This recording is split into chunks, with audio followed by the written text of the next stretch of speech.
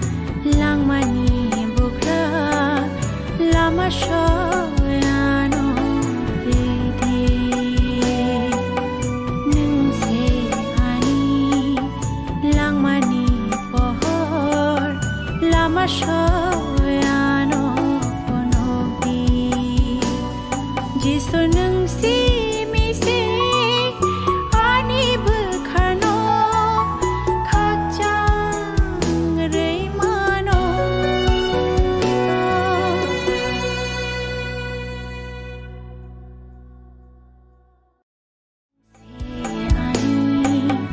Langmani Bukha Lamashoyano Pedi Nung se ani Langmani Pohor Lamashoyano Ponogdi Jisunung si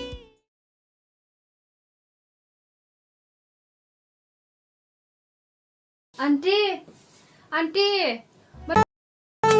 Kay tani samay tinili sung manta nang mani po hono pwede.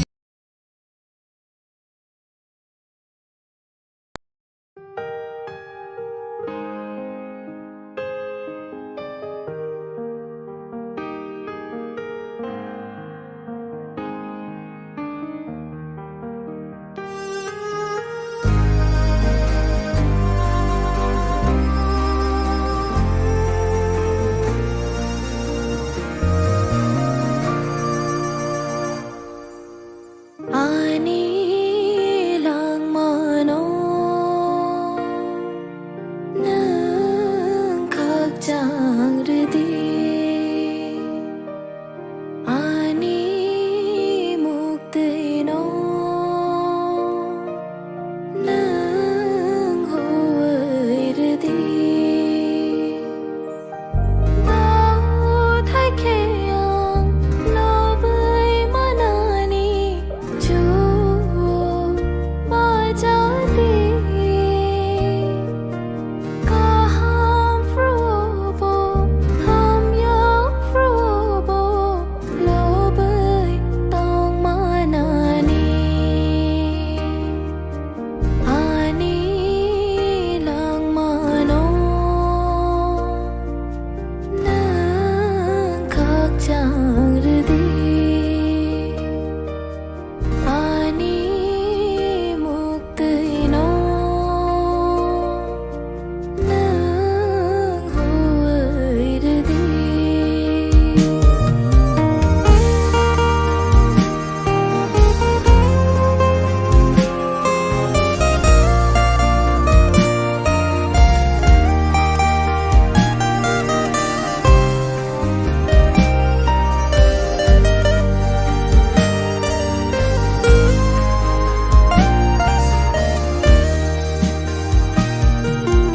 Nung hai mayagna Nung hai khai rona Chu khát sưng sa đâu kere Nung hai mayagna Nung hai khai rona Chu khát sưng sa đâu kere Mana ko kamay tong puro Bialo kalay tong puro Chu ba jadi Chu ba jadi Ani lang mano Nang khakchang ridi Yapango kay tani samay tinili sung manta nang mani po hono pwede sung kolumna baya pwede mo sana. Kok naya borok ni langmawo hamsa mengkeri simia mas ma komor nai kok nanai borok ni langmawo ke hamsa mengphayo hamsa mengphainai simia ayo kolok bo nanai Suhawo kay ta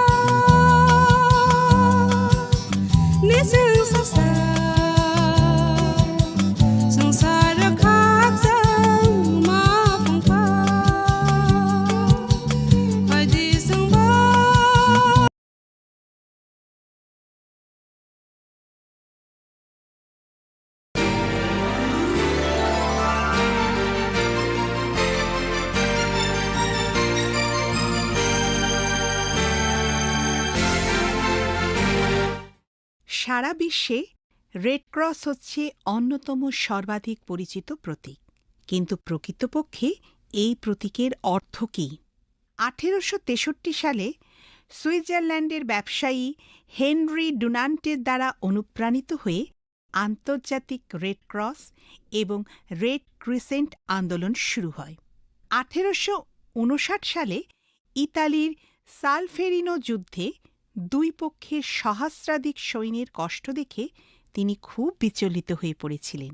তিনি 40,000 মৃত আর আহত লোককে দেখেছিলেন, যাদের মধ্যে অনেককেই যত্ন করতে না পেরে মৃত্যুর মুখে ফেলে দেওয়া হয়েছিল। হেনরি আহতদের যত্ন নেওয়ার জন্য গ্রামের একদল লোককে সঙ্গবদ্ধ করেছিলেন। তিনি নিশ্চিত করেছিলেন যেন তারা খাদ্য, পানীয় ও প্রাথমিক চিকিৎসার সুযোগ পায়।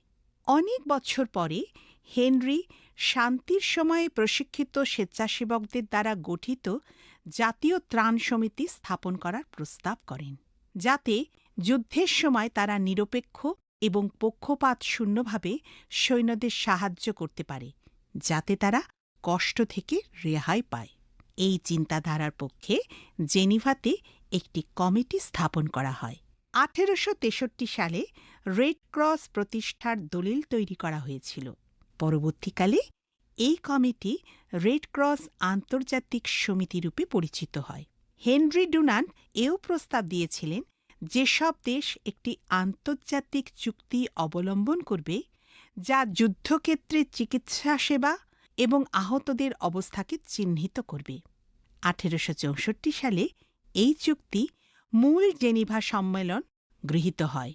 আজ রেড ক্রস প্রতীক একটি সুরক্ষা চিকিৎসা সহায়তার প্রতীকরূপে অব্যাহত রয়েছে। এই সংস্থাটি প্রায় সমস্ত দেশে কাজ করে এবং জীবন রক্ষা করার কাজে অব্যাহত আছে।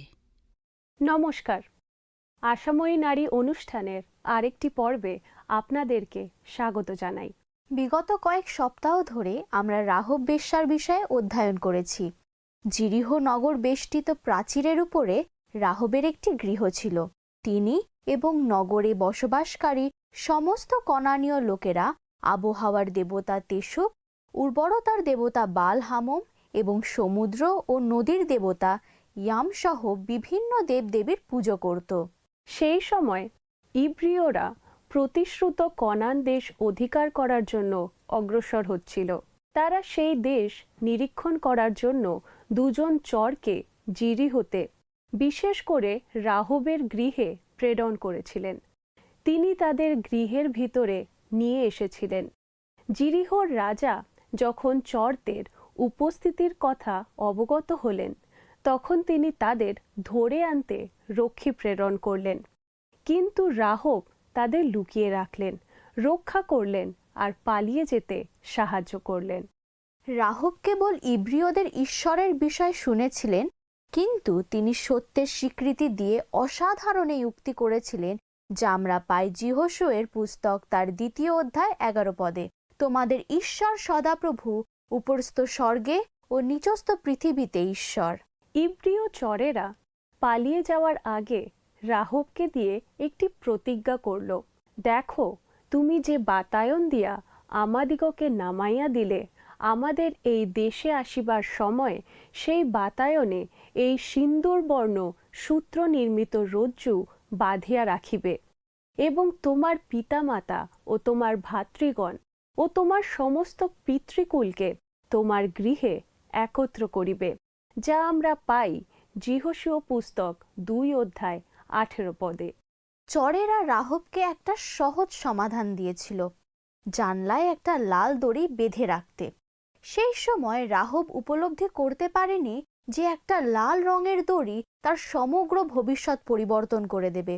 আর যখন ইসরায়েলীয় বাহিনীর আগমন হলো, ইব্রিয় ঈশ্বরের প্রতি তার বিশ্বাস, তার নির্ভরতা এবং তার বাধ্যতার কারণে তিনি রক্ষা পেলেন। সুতরাং রাহব কি করলেন? পরে সে তাহাদিগকে বিদায় করিলে তাহারা প্রস্থান করিল এবং সে ওই সিন্দুরবর্ণ রজ্জু বাতায়নে বাঁধিয়া রাখিলেন, যা আমরা পাই যিহোশূয় তার 2 অধ্যায় 21 পদে। তারপর তিনি বিশ্বাস সহকারে প্রতীক্ষা করতে লাগলেন। আমি তোমার কথা জানি না, কিন্তু ওই সিঁদুরবর্ণ রজ্জু আমাকে যাত্রা পুস্তক তার 12 অধ্যায় লেখা ঘটনার কথা মনে করিয়ে দেয়। সেই অধ্যায়ে কোন ঘটনার কথা লেখা আছে? সেখানে মিশর দেশে 10ম আঘাতের পর ইসরায়েলীয়দের সেই দেশ ছেড়ে বের হয়ে যাওয়ার কথা লেখা আছে। ও হ্যাঁ, 10ম আঘাতের কথা আমি জানি। প্রথমজাত সন্তানের মৃত্যু। একদম ঠিক। এখন মনে করে দেখো যে ঈশ্বরের এই বিচার মিশ্রীয় এবং ইসরায়েলীয় উভয়ের প্রথমজাত সন্তানদের উপরে আসার কথা, কিন্তু তার একটা সমাধান ছিল। ইসরায়েলীয়দের বাধ্যতা সহকারে সদাপ্রভুর নির্দেশ পালন করতে হবে। আসুন বন্ধুরা, সেই রাতে কি কি হয়েছিল সেই বিষয় নিয়ে আমরা একটি ভিডিও দেখি। ইসরায়েলীয়দের চলে যেতে দিতে ফরন রাজি হলেন না। তাই সদাপ্রভু মসিকে বললেন যে তিনি এইবার মিস্রীয়দের উপর চরম এবং সর্বশেষ আঘাত হানবেন। মিশরের সমস্ত প্রথমজাত সন্তানের মৃত্যু হবে, এমনকি পশুদের প্রথমজাতদেরও মৃত্যু হবে। সদাপ্রভু প্রতিজ্ঞা করলেন যে ইসরায়েলরা যদি তার নির্দেশ পালন করে তাহলে সেই আঘাত তাদের স্পর্শ করবে না, তারা নিস্তার পাবে। মিশরে মোশি এবং হারুনকে তিনি যে নির্দেশ দিয়েছিলেন সেটা যাত্রাপুস্তক 12 অধ্যায় 2 থেকে 14 পদে লিপিবদ্ধ করা আছে। এই মাস তোমাদের আদি মাস হইবে, বৎসরের সকল মাসের মধ্যে প্রথম হইবে। সমস্ত ইসরায়েল মণ্ডলীকে এই কথা বলো, তোমরা এই মাসের 10ম দিনে তোমাদের পিতৃকুলানুসারে প্রত্যেক গৃহস্থ এক এক বাটির জন্য এক একটি মেষশাবক লইবে। আর মেষশাবক ভোজন করিতে যদি কাহারও পরিজন অল্প হয়, তবে সে ও তাহার গৃহের নিকটবর্তী প্রতিবাসী প্রাণীগণের সংখ্যানুসারে একটি মেষশাবক লইবে। তোমরা এক একজনের ভোজন শক্তি অনুসারে মেষশাবকের জন্য গণনা করিবে।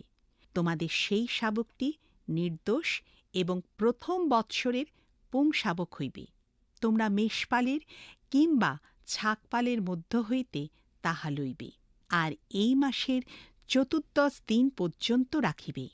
পরে ইসরায়েল মণ্ডলীর সমস্ত সমাজ সন্ধ্যাকালে সেই শাবকটি হনন করিবে, আর তাহারা তাহার কিঞ্চিৎ রক্ত লইবে, এবং যে যে গৃহমধ্যে মেষশাবক ভোজন করিবে সেই সেই গৃহের দ্বারের 2 বাজুতে ও কপালিতে তাহা লেপিয়া দেবে। পরে সেই রাত্রিতে তাহার মাংস ভোজন করিবে। অগ্নিতে দগ্ধ করিয়া তারি শূন্য রুটি ও তিক্ত শাকের সহিত তাহা ভোজন করিবে। তোমরা তাহার মাংস কাঁচা কিংবা জলে সিদ্ধ করিয়া খাইও না, কিন্তু অগ্নিতে দগ্ধ করিও। তাহার মুণ্ড, জঙ্ঘা ও অন্তরস্থ ভাগ, আর প্রাতঃকাল পর্যন্ত তাহার কিছুই রাখিও না, কিন্তু প্রাতঃকাল পর্যন্ত যাহা অবশিষ্ট থাকে তাহা অগ্নিতে পোড়াইয়া ফেলিও। আর তোমরা এইরূপে তাহা ভোজন করিবে। কটিবন্ধন করিবে, চরণে পাদুকা দিবে, হস্তে যষ্টি লইবে ও ত্বরান্বিত হইয়া তাহা ভোজন করিবে। ইহা সদাপ্রভুর নিস্তার পর্ব। কেননা সেই রাত্রিতে আমি মিশর দেশের মধ্য দিয়া যাইব, এবং মিশর দেশস্থ মনুষ্যের ও পশুর যাবতীয় প্রথম জাতকে আঘাত করিব, এবং মিশরের যাবতীয় দেবের বিচার করিয়া দণ্ড দিব। আমি সদাপ্রভু। অতএব তোমরা যে যে গৃহে থাকো, তোমাদের পক্ষে ওই রক্ত চিহ্নস্বরূপে সেই সেই গৃহের উপরে থাকিবে। তাহাতে আমি যখন মিশর দেশকে আঘাত করিব, তখন সেই রক্ত দেখিলে তোমাদিগকে ছাড়িয়া অগ্রে যাইব। সংহারের আঘাত তোমাদের উপরে পড়িবে না। আর এই দিন তোমাদের স্মরণীয় হইবে, এবং তোমরা এই দিনকে সদাপ্রভুর উৎসব বলিয়া পালন করিবে। পুরুষানুক্রমে চিরস্থায়ী বিধিমতে এই উৎসব পালন করিবে। সুতরাং সদাপ্রভু প্রতিটি ইসরায়েলীয় পরিবারকে আজ্ঞা দিলেন যেন তারা একটি পুরুষ মেষশাবক বলি দেয়, এবং তাদের গৃহের দ্বারের 2 বাজুতে ও কপালিতে সেই বলিকৃত মেষশাবকের রক্ত লেপে দেয়। সদাপ্রভু ইসরায়েলীয়দের আরও বললেন যে তারা যেন সেই মেষশাবকের মাংস আগুনে ঝলসিয়ে তাড়াতাড়ি খেয়ে নেয়। তারা ভোজন করার সময়ে তাদের পোশাক পরে নেয় এবং সেই স্থান পরিত্যাগ করার জন্য সম্পূর্ণ প্রস্তুত থাকে। সদাপ্রভু বললেন যে ইসরায়েলীয়রা যদি এই কাজগুলো করে তাহলে সেই চূড়ান্ত আঘাত থেকে তাদের প্রথমজাত সন্তানেরা রক্ষা পাবে। সদাপ্রভু যেমন সতর্ক করেছিলেন, সেই রাত্রিতে আঘাতের আগমন হল। মিস্রীয়দের প্রত্যেকটি প্রথমজাত সন্তানের, যার মধ্যে ফরৌনের জ্যেষ্ঠপুত্র ছিল, মৃত্যু হল। কিন্তু যে সমস্ত গৃহের দ্বারে মেষশাবকের রক্ত লেপন করা ছিল, সদাপ্রভুর আঘাত সেই সমস্ত গৃহ ছেড়ে এগিয়ে গেল। ইসরায়েলীয়দের প্রথমজাতরা বেঁচে গেল, কারণ তারা সদাপ্রভুর নির্দেশ মান্য করেছিল। ফরৌন যখন দেখলেন যে তার নিজের পুত্র আঘাতের কারণে মৃত্যুবরণ করেছে, তখন তিনি মোশি ও হারুনকে সমস্ত ইসরায়েলীয়দের নিয়ে মিশর পরিত্যাগ করতে বললেন। ইসরায়েলীয়রা শেষ পর্যন্ত মুক্ত হল।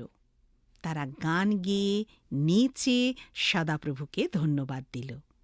সদাপ্রভু যে তাদের প্রাণ রক্ষা করে মিশর দেশ থেকে বের করে নিয়ে এসেছিলেন, সেটা তারা চিরকাল নিস্তার পর্ব পালনের মাধ্যমে স্মরণ করত। যিহোশীয় পুস্তক তার 2 অধ্যায় আমরা যখন রাহুবের বিষয় পাঠ করি, তখন আমাদের সেই ঘটনা যাত্রা পুস্তকের পটভূমিকার আলোতে বুঝতে হবে। সিন্দুরবর্ণ রজ্জু আমাদের নিষ্কলঙ্ক মেষশাবকের রক্তের কথা স্মরণ করিয়ে দেয়।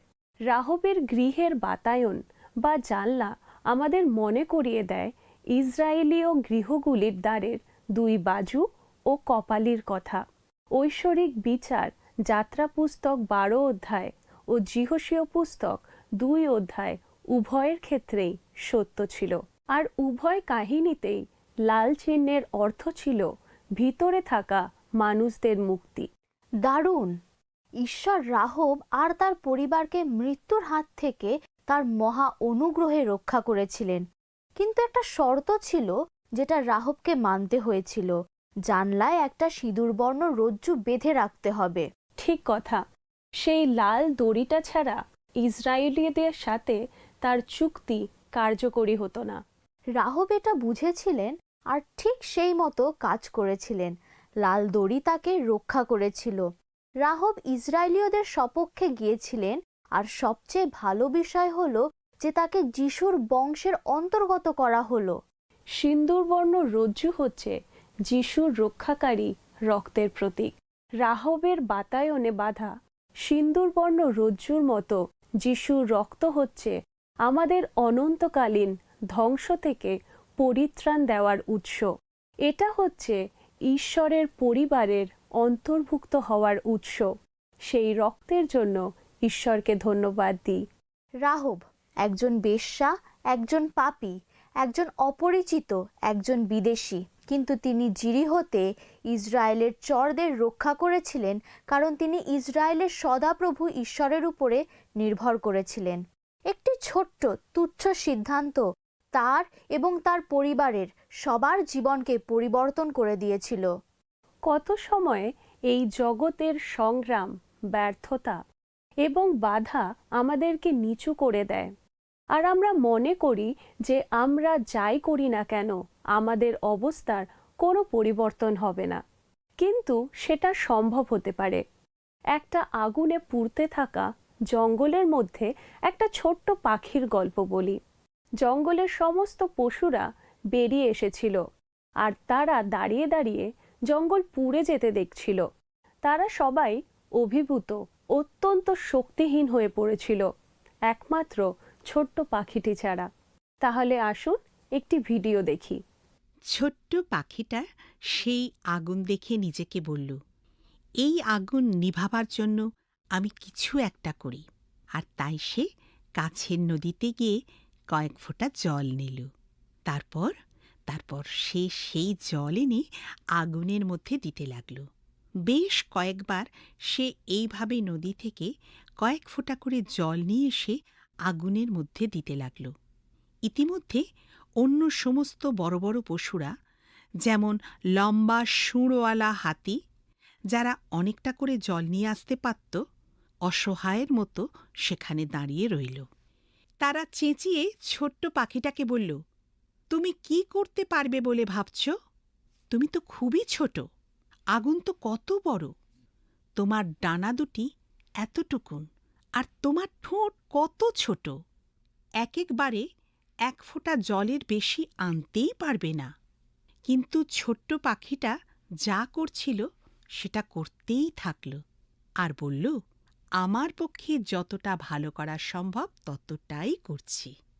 ঈশ্বর রাহবকে স্বাধীনতা দিতে চেয়েছিলেন, কিন্তু তাকে একটা ছোট্ট কাজ করতে হলো। তাকে তার জানলায় একটা লাল দড়ি বেঁধে রাখতে হয়েছিল।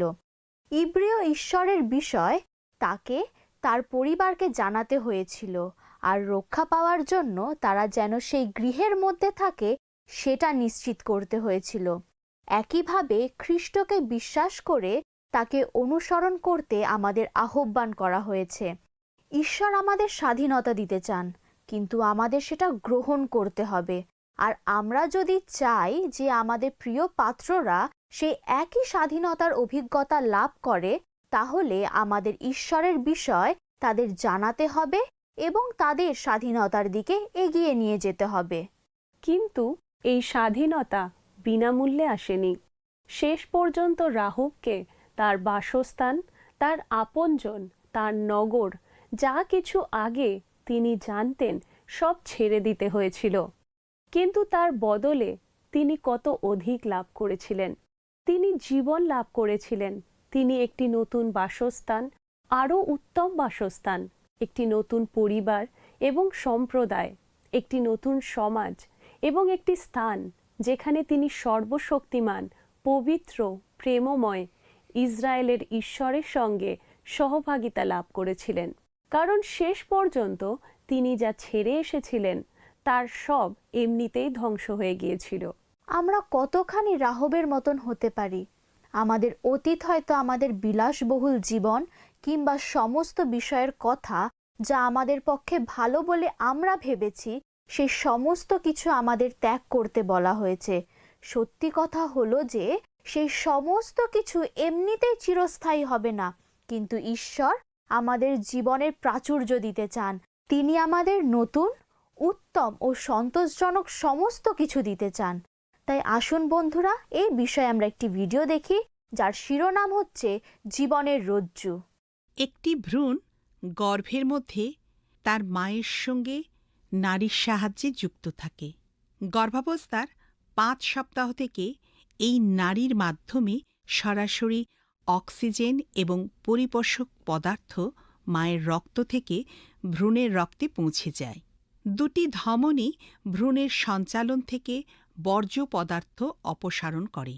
মায়ের শরীর থেকে বাচ্চার শরীরে এবং বাচ্চার শরীর থেকে মায়ের শরীরে কোনোভাবে রক্তের মিশ্রণ হয় না।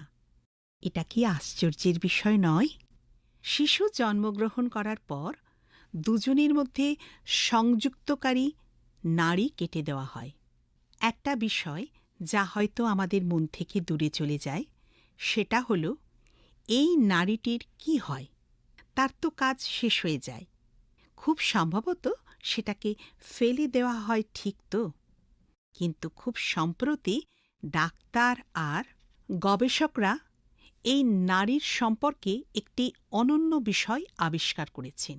বিশ্বাস করুন বা না করুন, নমাজ ধরে একটি জীবনকে শক্তি দান করে যাওয়ার পরেও নারীর রক্তে তখনও একটা জীবন রক্ষাকারী রহস্য লুকিয়ে থাকে, যাকে বলা হয় কড ব্লাড।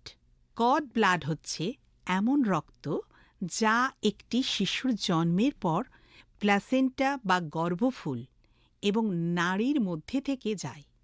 এই কড ব্লাডের মধ্যে প্রচুর পরিমাণে স্টেম সেল থাকে। এই স্টেম সেলগুলো আসলে কি? স্টেম সেল হচ্ছে শরীরে থাকা এক প্রকার বিশেষ ধরনের কোষ, যার থেকে অন্য অনেক ধরনের কোষ উৎপাদন হতে পারে। কড ব্লাডের মধ্যে রক্ত উৎপাদনকারী স্টেম সেল পাওয়া যায়, আর যখন কারোর জীবন রক্ষাকারী চিকিৎসার প্রয়োজন হয় তখন তাকে কড ব্লাড দান করা হয়।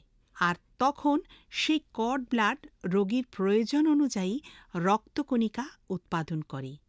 এটা রক্তের লোহিত কণিকা, শ্বেতকণিকা বা প্লেটলেট হতে পারে।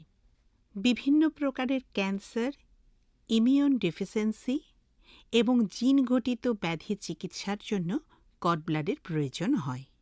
জীবন রক্ষাকারী কর্ড ব্লাড আর রাহবের সিন্দুরবর্ণ রজ্জু একই রকম। হ্যাঁ, ক্রুশের উপরে যিশুর বলিদানের বিষয় আমাদের বিশ্বাসের কারণে আমাদের আত্মাকে জড়িয়ে রাখা আমাদের একটা অদৃশ্য সিঁদুরবর্ণ রজ্জু আছে। এটা আমাদের রক্ষা করে এবং আমাদেরকে শারীরিক এবং আত্মিক মৃত্যু উভয় পাপের পরিণতি থেকে উদ্ধার করে। ঈশ্বর যখন আমাদের উপরে সিঁদুরবর্ণ খ্রিস্টের রক্ত দেখতে পান, তিনি আমাদের পাপ থেকে আমাদের নিস্তার করেন। এটা একটি অনন্ত জীবনের অদৃশ্য রজ্জুর মতো। একদম ঠিক। দেখো, আমরা সবাই পাপী। আমরা কেবল আমাদের খ্যাতি, ভাগ্য এবং নিজেদের জন্য জীবনযাপন করি। আমরা ঈশ্বরের কাছে অপরিচিত, তার পরিবারের বাইরে, এমনকি তার রাজ্যেরও বাইরে। কিন্তু একটি অদৃশ্য সিঁদুরবর্ণ রজ্জুর জন্য, যিশুর রক্তের জন্য ঈশ্বর তার পরিবার এবং তার গোত্রে, তার রাজ্যে আমাদের গ্রহণ করে নিয়েছেন, যেমন তিনি রাহবের জন্য করেছিলেন। আমেন।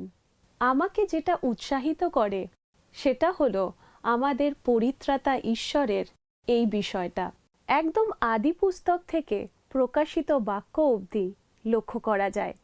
খুব ভালো বলেছ। বাইবেলের মূল বিষয় হলো খ্রিস্ট।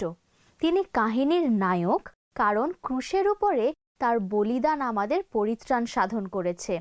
পরিত্রাণের সিঁদুরবর্ণ রজ্জুকে বাইবেলের ইতিহাসের অনেক বিবরণে দেখতে পাওয়া যায়, যা তার কথা বলে। আমরা সেটা লক্ষ্য করি যখন ঈশ্বর এদন উদ্যানে পশু বধ করে তার চামড়া দিয়ে আদম আর হবার জন্য বস্ত্র প্রস্তুত করে দিয়েছিলেন। আর মরিয়া পর্বতে ইসাহাকের পরিবর্তে যখন তিনি একটি মেষশাবক জুগিয়েছিলেন। আমরা মিশরে দ্বারের বাজু আর কপালিতে, প্রান্তরে সমাগম তাম্বুর বেদিতে এবং জেরুসালেমের মন্দিরে সেটা দেখতে পাই। এরপর আমরা সেটা লক্ষ্য করি যখন দেখি যোহন বাপ্তাইজক যিশুর পরিচয় দিয়ে বলছেন, ঈশ্বরের মেষশাবক যিনি জগতের পাপভার লইয়া যান। আর তারপর গলগাথার উপরে একটি রোমীয় ক্রুশের উপরে যখন যিশু ঘোষণা করেছেন, সমাপ্ত হইল। রাহবের বিশ্বাস তাকে একটি নতুন পরিবারে সংযুক্ত করেছেন।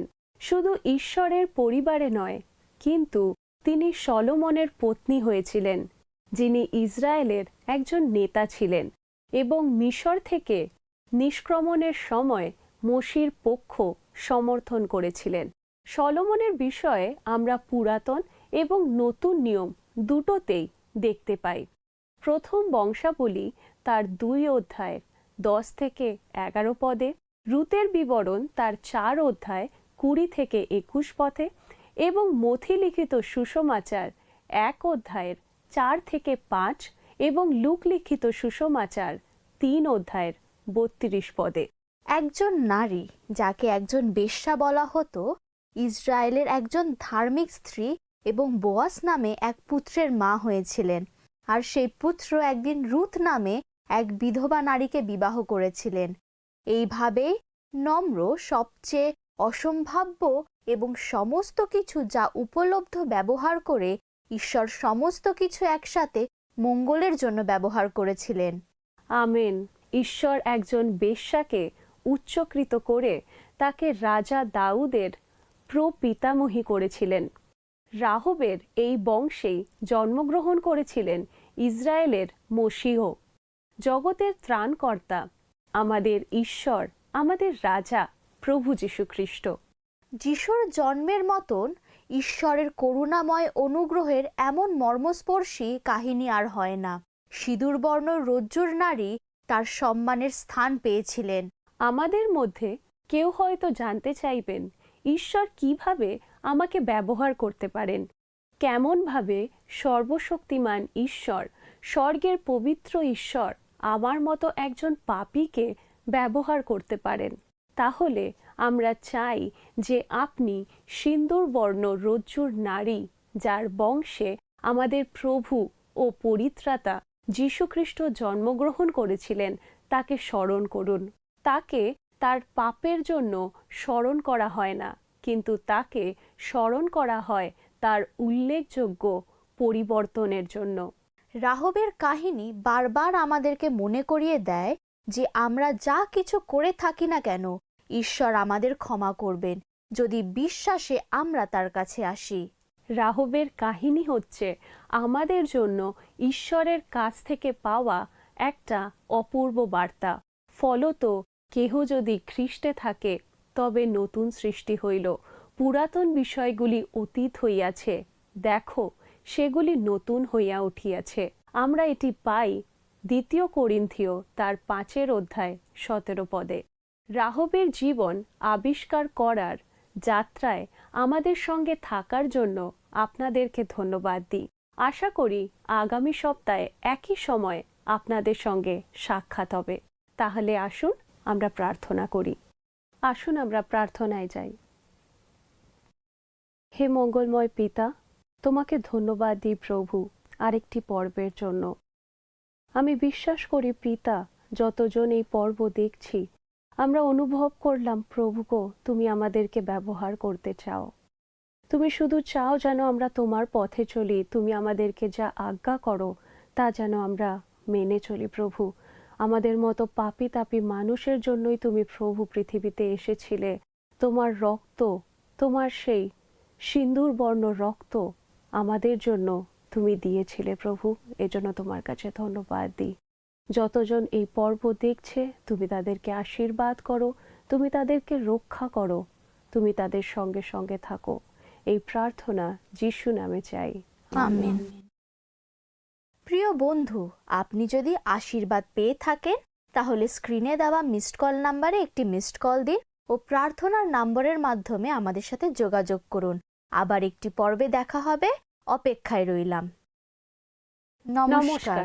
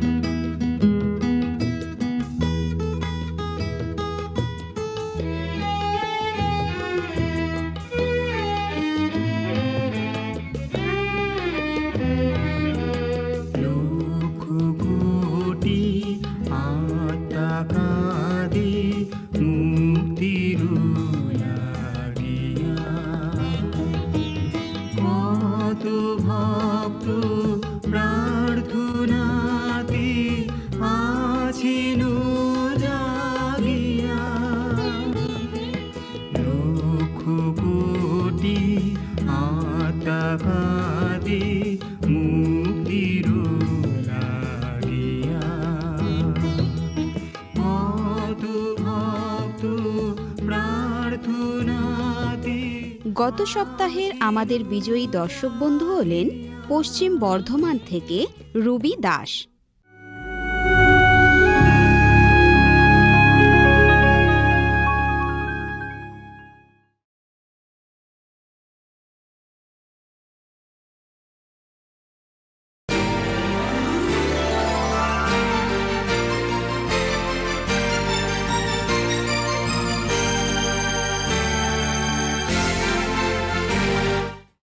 সারা বিশ্বে রেড ক্রস হচ্ছে অন্যতম সর্বাধিক পরিচিত প্রতীক।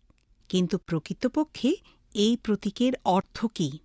1863 সালে সুইজারল্যান্ডের ব্যবসায়ী হেনরি ডুনান্টের দ্বারা অনুপ্রাণিত হয়ে আন্তর্জাতিক রেড ক্রস এবং রেড ক্রিসেন্ট আন্দোলন শুরু হয়। 1859 সালে ইতালির সালফেরিনো যুদ্ধে দুই পক্ষের সহস্রাধিক সৈন্যের কষ্ট দেখে তিনি খুব বিচলিত হয়ে পড়েছিলেন। তিনি 40,000 মৃত আর আহত লোককে দেখেছিলেন, যাদের মধ্যে অনেককেই যত্ন করতে না পেরে মৃত্যুর মুখে ফেলে দেওয়া হয়েছিল। হেনরি আহতদের যত্ন নেওয়ার জন্য গ্রামের একদল লোককে সঙ্গবদ্ধ করেছিলেন। তিনি নিশ্চিত করেছিলেন যেন তারা খাদ্য, পানীয় ও প্রাথমিক চিকিৎসার সুযোগ পায়।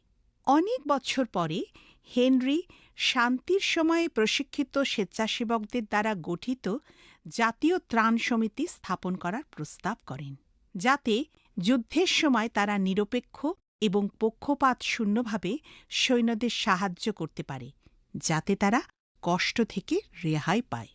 এই চিন্তাধারার পক্ষে জেনিভাতে একটি কমিটি স্থাপন করা হয়। 1863 সালে রেড ক্রস প্রতিষ্ঠার দলিল তৈরি করা হয়েছিল। পরবর্তীকালে এই কমিটি রেড ক্রস আন্তর্জাতিক সমিতি রূপে পরিচিত হয়। হেনরি ডুনান্ট এও প্রস্তাব দিয়েছিলেন যেসব দেশ একটি আন্তর্জাতিক চুক্তি অবলম্বন করবে, যা যুদ্ধক্ষেত্রে চিকিৎসা সেবা এবং আহতদের অবস্থাকে চিহ্নিত করবে। 1864 সালে এই চুক্তি মূল জেনিভা সম্মেলন গৃহীত হয়। আজ রেড ক্রস প্রতীক একটি সুরক্ষা চিকিৎসা সহায়তার প্রতীকরূপে অব্যাহত রয়েছে। এই সংস্থাটি প্রায় সমস্ত দেশে কাজ করে এবং জীবন রক্ষা করার কাজে অব্যাহত আছে। নমস্কার, আশাময়ী নারী অনুষ্ঠানের আরেকটি পর্বে আপনাদেরকে স্বাগত জানাই। বিগত কয়েক সপ্তাহ ধরে আমরা রাহব বেশ্যার বিষয়ে অধ্যয়ন করেছি। জিরিহ নগর বেষ্টিত প্রাচীরের উপরে রাহবের একটি গৃহ ছিল। তিনি এবং নগরে বসবাসকারী সমস্ত কনানীয় লোকেরা আবহাওয়ার দেবতা তেসুক, উর্বরতার দেবতা বাল হামম এবং সমুদ্র ও নদীর দেবতা ইয়াম সহ বিভিন্ন দেবদেবীর পুজো করত। সেই সময় ইব্রিয়রা প্রতিশ্রুত কনান দেশ অধিকার করার জন্য অগ্রসর হচ্ছিল। তারা সেই দেশ নিরীক্ষণ করার জন্য দুজন চরকে জিরিহতে, বিশেষ করে রাহবের গৃহে প্রেরণ করেছিলেন। তিনি তাদের গৃহের ভিতরে নিয়ে এসেছিলেন। জিরিহর রাজা যখন চরদের উপস্থিতির কথা অবগত হলেন, তখন তিনি তাদের ধরে আনতে রক্ষী প্রেরণ করলেন। কিন্তু রাহব তাদের লুকিয়ে রাখলেন, রক্ষা করলেন আর পালিয়ে যেতে সাহায্য করলেন। রাহব কেবল ইব্রিয়দের ঈশ্বরের বিষয় শুনেছিলেন, কিন্তু তিনি সত্যের স্বীকৃতি দিয়ে অসাধারণ এই উক্তি করেছিলেন, যা আমরা পাই যিহোশুয়ের পুস্তক তার 2 অধ্যায় 11 পদে। তোমাদের ঈশ্বর সদাপ্রভু, উপরস্থ স্বর্গে ও নিচস্থ পৃথিবীতে ঈশ্বর। ইব্রিয় চরেরা পালিয়ে যাওয়ার আগে রাহবকে দিয়ে একটি প্রতিজ্ঞা করল, দেখো, তুমি যে বাতায়ন দিয়া আমাদিগকে নামাইয়া দিলে, আমাদের এই দেশে আসিবার সময় সেই বাতায়নে এই সিন্দুরবর্ণ সূত্র নির্মিত রজ্জু বাঁধিয়া রাখিবে এবং তোমার পিতামাতা ও তোমার ভাতৃগণ ও তোমার সমস্ত পিতৃকুলকে তোমার গৃহে একত্র করিবে, যা আমরা পাই যিহোশূয় পুস্তক 2 অধ্যায় 18 পদে। চরেরা রাহবকে একটা সহজ সমাধান দিয়েছিল, জানলায় একটা লাল দড়ি বেঁধে রাখতে। সেই সময় রাহব উপলব্ধি করতে পারেনি যে একটা লাল রঙের দড়ি তার সমগ্র ভবিষ্যৎ পরিবর্তন করে দেবে।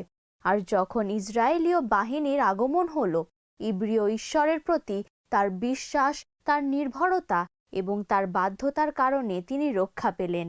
সুতরাং রাহব কি করলেন? পরে সে তাহাদিগকে বিদায় করিলে তাহারা প্রস্থান করিল এবং সে ওই সিন্দুরবর্ণ রজ্জু বাতায়নে বাঁধিয়া রাখিলেন, যা আমরা পাই যিহোশূয় তার 2 অধ্যায় 21 পদে।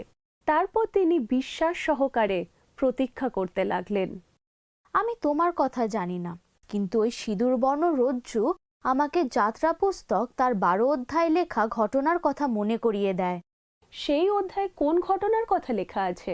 সেখানে মিশর দেশে 10ম আঘাতের পর ইসরায়েলীয়দের সেই দেশ ছেড়ে বের হয়ে যাওয়ার কথা লেখা আছে। ও হ্যাঁ, 10ম আঘাতের কথা আমি জানি, প্রথমজাত সন্তানের মৃত্যু।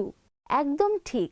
এখন মনে করে দেখো যে ঈশ্বরের এই বিচার মিশ্রীয় এবং ইসরায়েলীয় উভয়ের প্রথমজাত সন্তানদের উপরে আসার কথা, কিন্তু তার একটা সমাধান ছিল। ইসরায়েলীয়দের বাধ্যতা সহকারে সদাপ্রভুর নির্দেশ পালন করতে হবে। আসুন বন্ধুরা, সেই রাতে কি কি হয়েছিল সেই বিষয় নিয়ে আমরা একটি ভিডিও দেখি। ইসরায়েলীয়দের চলে যেতে দিতে ফরন রাজি হলেন না।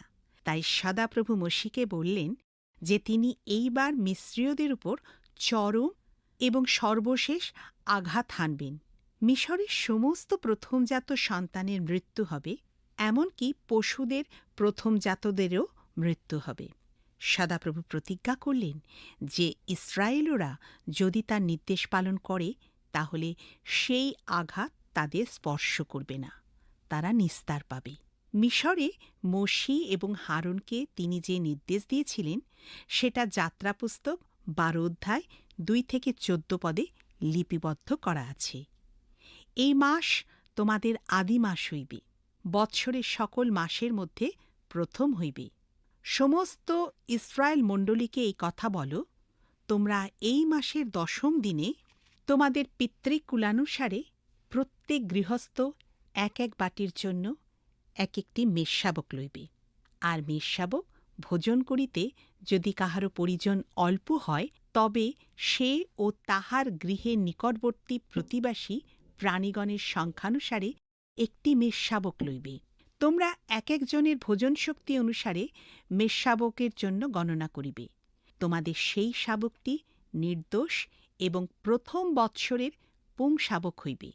তোমরা মেষপালের কিংবা ছাগপালের মধ্য হইতে তাহা লইবে, আর এই মাসের চতুর্দশ দিন পর্যন্ত রাখিবে। পরে ইসরায়েল মণ্ডলীর সমস্ত সমাজ সন্ধ্যাকালে সেই শাবকটি হনন করিবে, আর তাহারা তাহার কিঞ্চিৎ রক্ত লইবে, এবং যে যে গৃহমধ্যে মেষশাবক ভোজন করিবে সেই সেই গৃহের দ্বারের 2 বাজুতে ও কপালিতে তাহা লেপিয়া দেবে। পরে সেই রাত্রিতে তাহার মাংস ভোজন করিবে। অগ্নিতে দগ্ধ করিয়া তারিশূন্য রুটি ও তিক্ত শাকের সহিত তাহা ভোজন করিবে। তোমরা তাহার মাংস কাঁচা কিংবা জলে সিদ্ধ করিয়া খাইও না, কিন্তু অগ্নিতে দগ্ধ করিও। তাহার মুণ্ড, জঙ্ঘা ও অন্তরস্থ ভাগ, আর প্রাতঃকাল পর্যন্ত তাহার কিছুই রাখিও না, কিন্তু প্রাতঃকাল পর্যন্ত যাহা অবশিষ্ট থাকে তাহা অগ্নিতে পোড়াইয়া ফেলিও। আর তোমরা এইরূপে তাহা ভোজন করিবে। কটিবন্ধন করিবে, চরণে পাদুকা দিবে, হস্তে যষ্টি লইবে ও ত্বরান্বিত হইয়া তাহা ভোজন করিবে। ইহা সদাপ্রভুর নিস্তার পর্ব। কেননা সেই রাত্রিতে আমি মিশর দেশের মধ্য দিয়া যাইব, এবং মিশর দেশস্থ মনুষ্যের ও পশুর যাবতীয় প্রথম জাতকে আঘাত করিব, এবং মিশরের যাবতীয় দেবের বিচার করিয়া দণ্ড দিব। আমি সদাপ্রভু। অতএব তোমরা যে যে গৃহে থাকো, তোমাদের পক্ষে ওই রক্ত চিহ্নস্বরূপে সেই সেই গৃহের উপরে থাকিবে। তাহাতে আমি যখন মিশর দেশকে আঘাত করিব, তখন সেই রক্ত দেখিলে তোমাদিগকে ছাড়িয়া অগ্রে যাইব। সংহারের আঘাত তোমাদের উপরে পড়িবে না। আর এই দিন তোমাদের স্মরণীয় হইবে, এবং তোমরা এই দিনকে সদাপ্রভুর উৎসব বলিয়া পালন করিবে। পুরুষানুক্রমে চিরস্থায়ী বিধিমতে এই উৎসব পালন করিবে। সুতরাং সদাপ্রভু প্রতিটি ইসরায়েলীয় পরিবারকে আজ্ঞা দিলেন যেন তারা একটি পুরুষ মেষশাবক বলি দেয়, এবং তাদের গৃহের দ্বারের 2 বাজুতে ও কপালিতে সেই বলিকৃত মেষশাবকের রক্ত লেপে দেয়। সদাপ্রভু ইসরায়েলীয়দের আরও বললেন যে তারা যেন সেই মেষশাবকের মাংস আগুনে ঝলসিয়ে তাড়াতাড়ি খেয়ে নেয়। তারা ভোজন করার সময়ে তাদের পোশাক পরে নেয় এবং সেই স্থান পরিত্যাগ করার জন্য সম্পূর্ণ প্রস্তুত থাকে। সদাপ্রভু বললেন যে ইসরায়েলীয়রা যদি এই কাজগুলো করে তাহলে সেই চূড়ান্ত আঘাত থেকে তাদের প্রথমজাত সন্তানেরা রক্ষা পাবে। সদাপ্রভু যেমন সতর্ক করেছিলেন, সেই রাত্রিতে আঘাতের আগমন হল। মিস্রীয়দের প্রত্যেকটি প্রথমজাত সন্তানের, যার মধ্যে ফরৌনের জ্যেষ্ঠপুত্র ছিল, মৃত্যু হল। কিন্তু যে সমস্ত গৃহের দ্বারে মেষশাবকের রক্ত লেপন করা ছিল, সদাপ্রভুর আঘাত সেই সমস্ত গৃহ ছেড়ে এগিয়ে গেল। ইসরায়েলীয়দের প্রথমজাতরা বেঁচে গেল, কারণ তারা সদাপ্রভুর নির্দেশ মান্য করেছিল। ফরৌন যখন দেখলেন যে তার নিজের পুত্র আঘাতের কারণে মৃত্যুবরণ করেছে, তখন তিনি মোশি ও হারুনকে সমস্ত ইসরায়েলীয়দের নিয়ে মিশর পরিত্যাগ করতে বললেন। ইসরায়েলীয়রা শেষ পর্যন্ত মুক্ত হল। তারা গান গেয়ে নেচে সদাপ্রভুকে ধন্যবাদ দিল। সদাপ্রভু যে তাদের প্রাণ রক্ষা করে মিশর দেশ থেকে বের করে নিয়ে এসেছিলেন, সেটা তারা চিরকাল নিস্তার পর্ব পালনের মাধ্যমে স্মরণ করত। যিহোশীয় পুস্তক তার 2 অধ্যায় আমরা যখন রাহুবের বিষয়ে পাঠ করি, তখন আমাদের সেই ঘটনা যাত্রা পুস্তকের পটভূমিকার আলোতে বুঝতে হবে। সিন্দুরবর্ণ রজ্জু আমাদের নিষ্কলঙ্ক মেষশাবকের রক্তের কথা স্মরণ করিয়ে দেয়। রাহুবের গৃহের বাতায়ন বা জানলা আমাদের মনে করিয়ে দেয় ইসরায়েলীয় গৃহগুলির দ্বারের 2 বাজু ও কপালির কথা। ঐশ্বরিক বিচার যাত্রা পুস্তক 12 অধ্যায় ও যিহোশীয় পুস্তক 2 অধ্যায় উভয়ের ক্ষেত্রেই সত্য ছিল। আর উভয় কাহিনীতেই লাল চিহ্নের অর্থ ছিল ভিতরে থাকা মানুষদের মুক্তি। দারুণ! ঈশ্বর রাহব আর তার পরিবারকে মৃত্যুর হাত থেকে তার মহা অনুগ্রহে রক্ষা করেছিলেন। কিন্তু একটা শর্ত ছিল যেটা রাহবকে মানতে হয়েছিল। জানলায় একটা সিঁদুরবর্ণ রজ্জু বেঁধে রাখতে হবে। ঠিক কথা। সেই লাল দড়িটা ছাড়া ইসরায়েলীয়দের সাথে তার চুক্তি কার্যকরী হতো না। রাহব এটা বুঝেছিলেন আর ঠিক সেই মতো কাজ করেছিলেন। লাল দড়ি তাকে রক্ষা করেছিল। রাহব ইসরায়েলীয়দের সপক্ষে গিয়েছিলেন, আর সবচেয়ে ভালো বিষয় হলো যে তাকে যিশুর বংশের অন্তর্গত করা হলো। সিন্দুরবর্ণ রজ্জু হচ্ছে যিশুর রক্ষাকারী রক্তের প্রতীক। রাহবের বাতায়নে বাঁধা সিন্দুরবর্ণ রজ্জুর মতো যিশুর রক্ত হচ্ছে আমাদের অনন্তকালীন ধ্বংস থেকে পরিত্রাণ দেওয়ার উৎস। এটা হচ্ছে ঈশ্বরের পরিবারের অন্তর্ভুক্ত হওয়ার উৎস। সেই রক্তের জন্য ঈশ্বরকে ধন্যবাদ দিই। রাহব একজন বেশ্যা, একজন পাপী, একজন অপরিচিত, একজন বিদেশী, কিন্তু তিনি জিরিহতে ইসরায়েলের চরদের রক্ষা করেছিলেন, কারণ তিনি ইসরায়েলের সদাপ্রভু ঈশ্বরের উপরে নির্ভর করেছিলেন। একটি ছোট্ট তুচ্ছ সিদ্ধান্ত তার এবং তার পরিবারের সবার জীবনকে পরিবর্তন করে দিয়েছিল। কত সময়ে এই জগতের সংগ্রাম, ব্যর্থতা এবং বাধা আমাদেরকে নিচু করে দেয়, আর আমরা মনে করি যে আমরা যাই করি না কেন আমাদের অবস্থার কোনো পরিবর্তন হবে না। কিন্তু সেটা সম্ভব হতে পারে। একটা আগুনে পুড়তে থাকা জঙ্গলের মধ্যে একটা ছোট্ট পাখির গল্প বলি। জঙ্গলের সমস্ত পশুরা বেরিয়ে এসেছিল, আর তারা দাঁড়িয়ে দাঁড়িয়ে জঙ্গল পুড়ে যেতে দেখছিল। তারা সবাই অভিভূত, অত্যন্ত শক্তিহীন হয়ে পড়েছিল, একমাত্র ছোট্ট পাখিটি ছাড়া।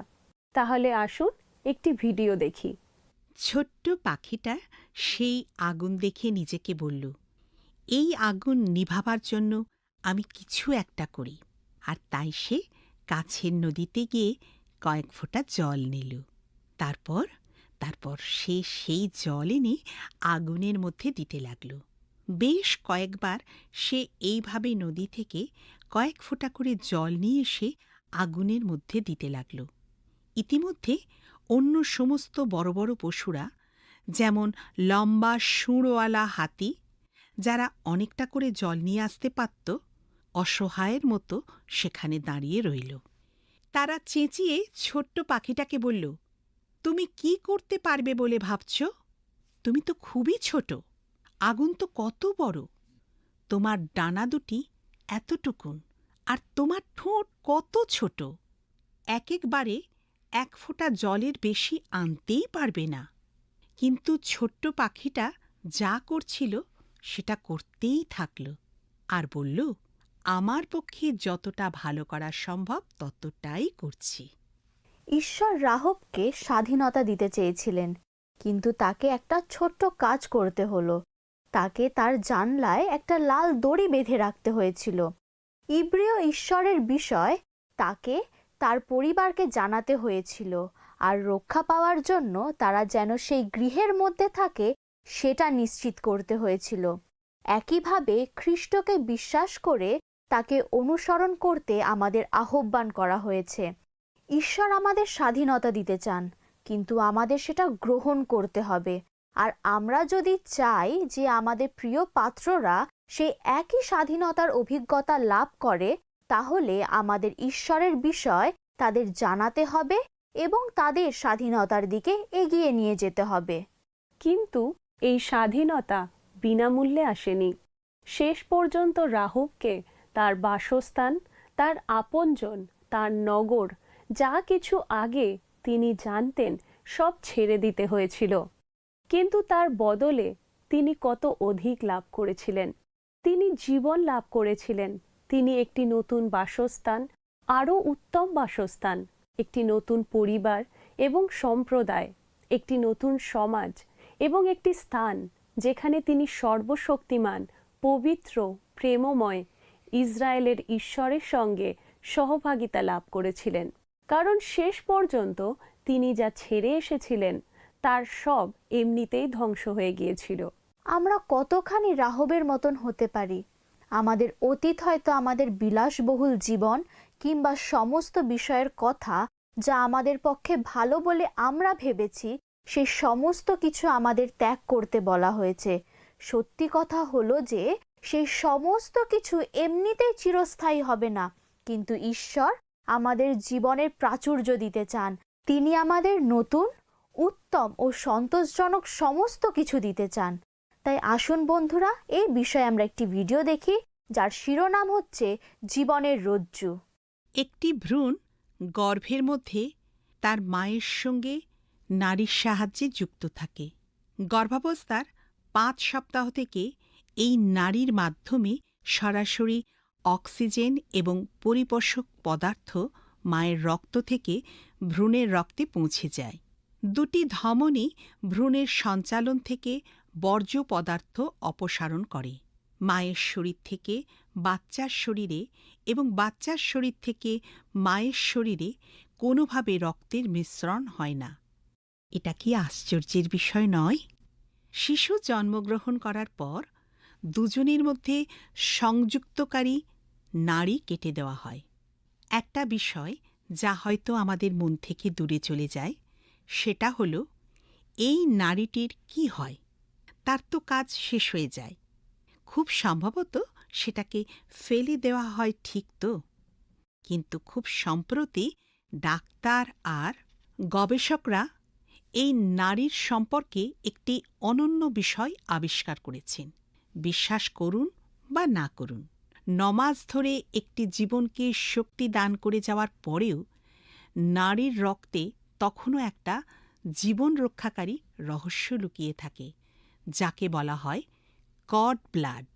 কড ব্লাড হচ্ছে এমন রক্ত যা একটি শিশুর জন্মের পর প্লাসেন্টা বা গর্ভফুল এবং নাড়ির মধ্যে থেকে যায়। এই কড ব্লাডের মধ্যে প্রচুর পরিমাণে স্টেম সেল থাকে। এই স্টেম সেলগুলো আসলে কি? স্টেম সেল হচ্ছে শরীরে থাকা এক প্রকার বিশেষ ধরনের কোষ, যার থেকে অন্য অনেক ধরনের কোষ উৎপাদন হতে পারে। কড ব্লাডের মধ্যে রক্ত উৎপাদনকারী স্টেম সেল পাওয়া যায়, আর যখন কারোর জীবন রক্ষাকারী চিকিৎসার প্রয়োজন হয় তখন তাকে কড ব্লাড দান করা হয়। আর তখন সেই কর্ড ব্লাড রোগীর প্রয়োজন অনুযায়ী রক্তকণিকা উৎপাদন করে। এটা রক্তের লোহিত কণিকা, শ্বেতকণিকা বা প্লেটলেট হতে পারে। বিভিন্ন প্রকারের ক্যান্সার, ইমিউন ডেফিসিয়েন্সি এবং জিনঘটিত ব্যাধি চিকিৎসার জন্য কর্ড ব্লাডের প্রয়োজন হয়। জীবন রক্ষাকারী কর্ড ব্লাড আর রাহবের সিন্দুরবর্ণ রজ্জু একই রকম। হ্যাঁ, ক্রুশের উপরে যিশুর বলিদানের বিষয় আমাদের বিশ্বাসের কারণে আমাদের আত্মাকে জড়িয়ে রাখা আমাদের একটা অদৃশ্য সিঁদুরবর্ণ রজ্জু আছে। এটা আমাদের রক্ষা করে এবং আমাদেরকে শারীরিক এবং আত্মিক মৃত্যু উভয় পাপের পরিণতি থেকে উদ্ধার করে। ঈশ্বর যখন আমাদের উপরে সিঁদুরবর্ণ খ্রিস্টের রক্ত দেখতে পান, তিনি আমাদের পাপ থেকে আমাদের নিস্তার করেন। এটা একটি অনন্ত জীবনের অদৃশ্য রজ্জুর মতো। একদম ঠিক। দেখো, আমরা সবাই পাপী। আমরা কেবল আমাদের খ্যাতি, ভাগ্য এবং নিজেদের জন্য জীবনযাপন করি। আমরা ঈশ্বরের কাছে অপরিচিত, তার পরিবারের বাইরে, এমনকি তার রাজ্যেরও বাইরে। কিন্তু একটি অদৃশ্য সিঁদুরবর্ণ রজ্জুর জন্য, যিশুর রক্তের জন্য ঈশ্বর তার পরিবার এবং তার গোত্রে, তার রাজ্যে আমাদের গ্রহণ করে নিয়েছেন, যেমন তিনি রাহবের জন্য করেছিলেন। আমেন। আমাকে যেটা উৎসাহিত করে সেটা হলো আমাদের পরিত্রাতা ঈশ্বরের এই বিষয়টা একদম আদি পুস্তক থেকে প্রকাশিত বাক্য অবধি লক্ষ্য করা যায়। খুব ভালো বলেছ। বাইবেলের মূল বিষয় হলো খ্রিস্ট। তিনি কাহিনীর নায়ক, কারণ ক্রুশের উপরে তার বলিদান আমাদের পরিত্রাণ সাধন করেছে। পরিত্রাণের সিঁদুরবর্ণ রজ্জুকে বাইবেলের ইতিহাসের অনেক বিবরণে দেখতে পাওয়া যায়, যা তার কথা বলে। আমরা সেটা লক্ষ্য করি যখন ঈশ্বর এদন উদ্যানে পশু বধ করে তার চামড়া দিয়ে আদম আর হবার জন্য বস্ত্র প্রস্তুত করে দিয়েছিলেন। আর মরিয়া পর্বতে ইসাহাকের পরিবর্তে যখন তিনি একটি মেষশাবক জুগিয়েছিলেন। আমরা মিশরে দ্বারের বাজু আর কপালিতে, প্রান্তরে সমাগম তাম্বুর বেদিতে এবং জেরুসালেমের মন্দিরে সেটা দেখতে পাই। এরপর আমরা সেটা লক্ষ্য করি যখন দেখি যোহন বাপ্তাইজক যিশুর পরিচয় দিয়ে বলছেন, ঈশ্বরের মেষশাবক যিনি জগতের পাপভার লইয়া যান। আর তারপর গলগাথার উপরে একটি রোমীয় ক্রুশের উপরে যখন যিশু ঘোষণা করেছেন, সমাপ্ত হইল। রাহবের বিশ্বাস তাকে একটি নতুন পরিবারে সংযুক্ত করেছেন। শুধু ঈশ্বরের পরিবারে নয়, কিন্তু তিনি সলোমনের পত্নী হয়েছিলেন, যিনি ইসরায়েলের একজন নেতা ছিলেন এবং মিশর থেকে নিষ্ক্রমণের সময় মসির পক্ষ সমর্থন করেছিলেন। সলোমনের বিষয়ে আমরা পুরাতন এবং নতুন নিয়ম দুটোতেই দেখতে পাই। প্রথম বংশাবলী তার 2 অধ্যায় 10 থেকে 11 পদে, রুতের বিবরণ তার 4 অধ্যায় 20 থেকে 21 পদে এবং মথি লিখিত সুসমাচার 1 অধ্যায়ের 4 থেকে 5 এবং লুক লিখিত সুসমাচার 3 অধ্যায়ের 32 পদে। একজন নারী, যাকে একজন বেশ্যা বলা হতো, ইসরায়েলের একজন ধার্মিক স্ত্রী এবং বোয়াস নামে এক পুত্রের মা হয়েছিলেন। আর সেই পুত্র একদিন রুথ নামে এক বিধবা নারীকে বিবাহ করেছিলেন। এইভাবেই নম্র, সবচেয়ে অসম্ভাব্য এবং সমস্ত কিছু যা উপলব্ধ ব্যবহার করে ঈশ্বর সমস্ত কিছু একসাথে মঙ্গলের জন্য ব্যবহার করেছিলেন। আমেন। ঈশ্বর একজন বেশ্যাকে উচ্চকৃত করে তাকে রাজা দাউদের প্রপিতামহী করেছিলেন। রাহবের এই বংশেই জন্মগ্রহণ করেছিলেন ইসরায়েলের মশীহ, জগতের ত্রাণকর্তা, আমাদের ঈশ্বর, আমাদের রাজা প্রভু যীশু খ্রিস্ট। যিশুর জন্মের মতন ঈশ্বরের করুণাময় অনুগ্রহের এমন মর্মস্পর্শী কাহিনী আর হয় না। সিঁদুরবর্ণ রজ্জুর নারী তার সম্মানের স্থান পেয়েছিলেন। আমাদের মধ্যে কেউ হয়তো জানতে চাইবেন, ঈশ্বর কিভাবে আমাকে ব্যবহার করতে পারেন, কেমনভাবে সর্বশক্তিমান ঈশ্বর, স্বর্গের পবিত্র ঈশ্বর আমার মতো একজন পাপীকে ব্যবহার করতে পারেন। তাহলে আমরা চাই যে আপনি সিন্দুর বর্ণ রজ্জুর নারী, যার বংশে আমাদের প্রভু ও পরিত্রাতা যীশুখ্রিস্ট জন্মগ্রহণ করেছিলেন, তাকে স্মরণ করুন। তাকে তার পাপের জন্য স্মরণ করা হয় না, কিন্তু তাকে স্মরণ করা হয় তার উল্লেখযোগ্য পরিবর্তনের জন্য। রাহবের কাহিনী বারবার আমাদেরকে মনে করিয়ে দেয় যে আমরা যা কিছু করে থাকি না কেন, ঈশ্বর আমাদের ক্ষমা করবেন যদি বিশ্বাসে আমরা তার কাছে আসি। রাহবের কাহিনী হচ্ছে আমাদের জন্য ঈশ্বরের কাছ থেকে পাওয়া একটা অপূর্ব বার্তা।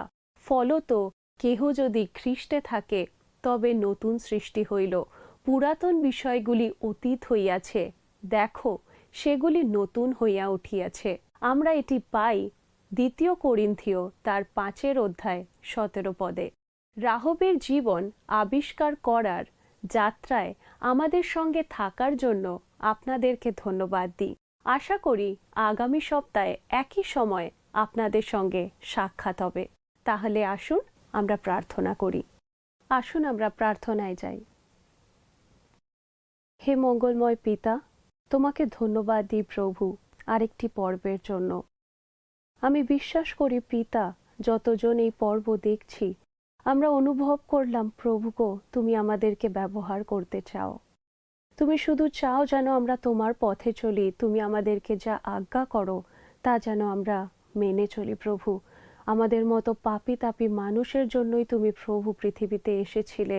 তোমার রক্ত, তোমার সেই সিন্দুর বর্ণ রক্ত আমাদের জন্য তুমি দিয়েছিলে প্রভু, এজন্য তোমার কাছে ধন্যবাদ দিই। যতজন এই পর্ব দেখছে তুমি তাদেরকে আশীর্বাদ করো, তুমি তাদেরকে রক্ষা করো, তুমি তাদের সঙ্গে সঙ্গে থাকো। এই প্রার্থনা যিশু নামে চাই, আমেন। প্রিয় বন্ধু, আপনি যদি আশীর্বাদ পেয়ে থাকেন তাহলে স্ক্রিনে দেওয়া মিসড কল নাম্বারে একটি মিসড কল দিন ও প্রার্থনার নম্বরের মাধ্যমে আমাদের সাথে যোগাযোগ করুন। আবার একটি পর্বে দেখা হবে, অপেক্ষায় রইলাম। নমস্কার।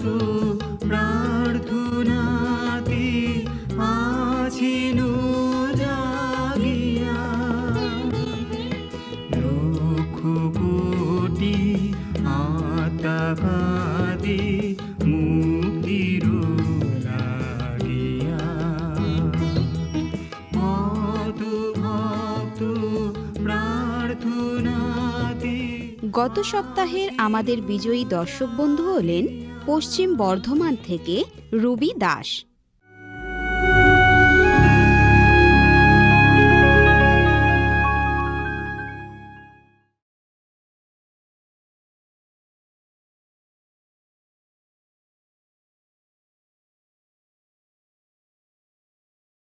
Aunty, Aunty, matagadi aunty. Among papa. Ani langma belai no jungjalo kalaijak salbru no tekdomani tongo. Tawa nanti nang kaitor tongo hindi jeng surilene.